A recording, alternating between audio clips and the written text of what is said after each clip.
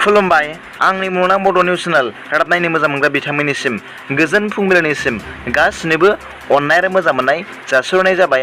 आसा खालामो नोंथांमोनहा गासिबो मोजाङै दं। नोंथांमोननि थाखाय आं गोदान भिडिअ लाना फैलायबाय। अन्नानै भिडिअखौ स्किप खालामाजासे जोबजासिम नायलांदो। थुदो बिदिबा गोबाव खालामाजासे रादाबखौ जागायनोसै।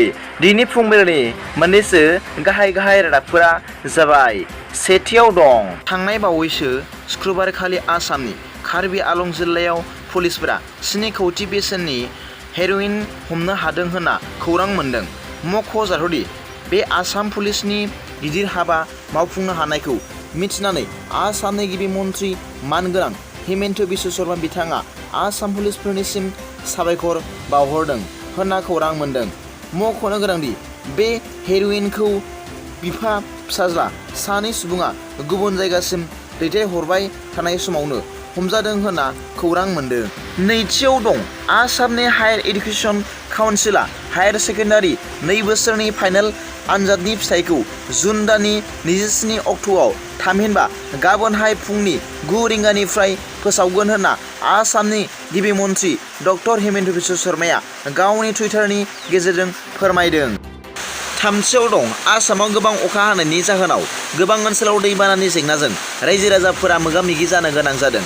न' बां गारनानै रैखाथि बादियाव थाहैनो गोनां जादों। न'खरनि धोन सम्पति आरो आबाद फोथाराबो गासैबो खहा जानायखौ नुनो मोन्दों। बे जेंनाजों रायजो राजाफोरनि अनगायैबो फरायसाफोरा गाज्रि गोहोम खोख्लैजादों। जायनि जाहोनाव गुवाहाटी बुहुम फरायसालिया BA डिग्रीनि 6थि सेमिस्टारनि आनजादखौ फिन फावसायनो गोनां जादों।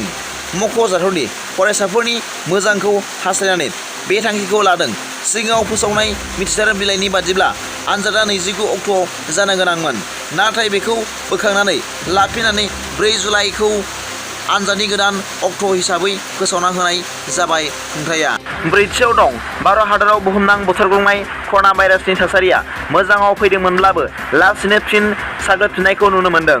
थारैनो बे गिख्रंथाव थासारिखौ लानानै सरकारा फोसावनानै होबाय सिगांनि माखासे नियमफोरखौ मानिनानै सोलिनाया गोनांथि दं आरो बे बाथ्राखौ साज्रां लायाबालासिनो सांग्रांथि लानाया मोजां। सावस्रि बिफाना मिथिनाय बादिब्ला नागपुरनि सेन्ट्रेल जेलाव जोबथेजानाय 9 सुबुंनि देहायाव कर'ना भाइरासखौ टेस्ट खालामनायनि गेजेरजों मोननो हादों होनना रादाबाव फोसावदों। मख'जाथावदि थांनाय शुक्रबारखालि 5 जोबथेजानाय सुबुंनि देहायाव कभिड पजिटिभ मोननायखौ लानानै बे समाव जोबथेसालियाव पजिटिभ मोननायनि अनजिमाया 9 जाबाय होनना मिथिनो मोन्दों आरो माखासे कर'नानि लैखोनखौ मोननायनि उनाव पजिटिभ मोन्दों। बे पजिटिभ मोननाय सुबुंफोरखौ गुबुन रैखाथि खथायाव दोननाय जादों। बेराफारसेथिं नागपुराव थांनाय 24 घन्टायाव गासै 65 सुबुंनि देहायाव कर'ना भाइरासखौ मोननो हादों होनना रादाबाव फोरमायदों। जोबनायाव दं आसामाव थांनाय बावैसो सिगां गोबां अखा जुब जुब हानायनि जाउनाव दैबानानि गाज्रि अलखद समाव मैया MLA भुपेन बर'आ चिफ मिनिस्टार रिलिफ फान्डआव 1 लाख रांनि मदद होदों होनना रादाबाव फोरमायदों। फुंबिलिनि मोननैसो रादाबा दा बेखिनिल'मोन।